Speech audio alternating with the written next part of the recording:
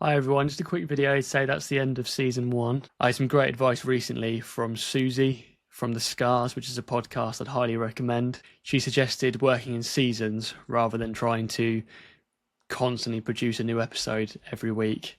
And I had not realised how much work there is to do with the podcast, with the editing and the short form clips, etc.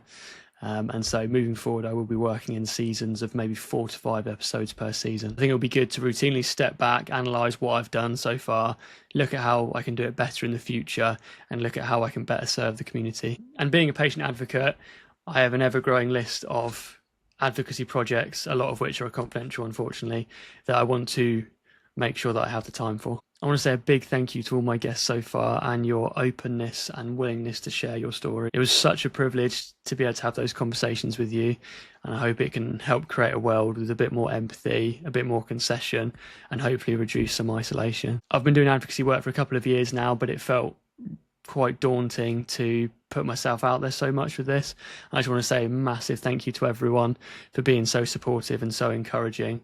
It's been really fulfilling being able to turn what has always been a massive negative into something positive. To touch on a couple of things that have really stood out to me in this first season, firstly would be the way in which people with visible differences are openly discriminated against in polite society, and it's even more of an issue than I realised. To use an example would be my conversation with Dan Elston, where he mentioned going to a job fair for some serious blue chip companies and being told that he didn't have the face for the company because he looked like a thug due to his facial scar and being denied access to work. Or as a top 50 junior tennis player being 14, 15, 16, travelling around the world and being verbally abused and physically threatened due to his visible difference.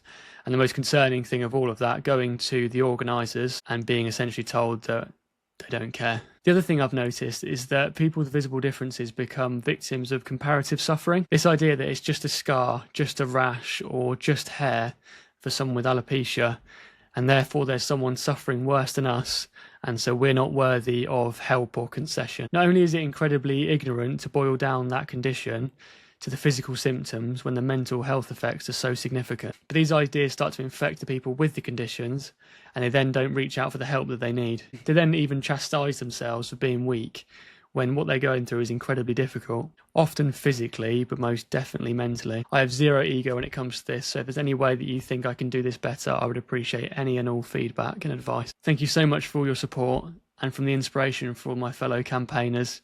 It's lovely to be in a space where there's zero competition, everyone is just on the same mission, and everyone is willing to support each other. Let's all keep striving to normalise visible difference, and if I can be of any help, as always, please just let me know.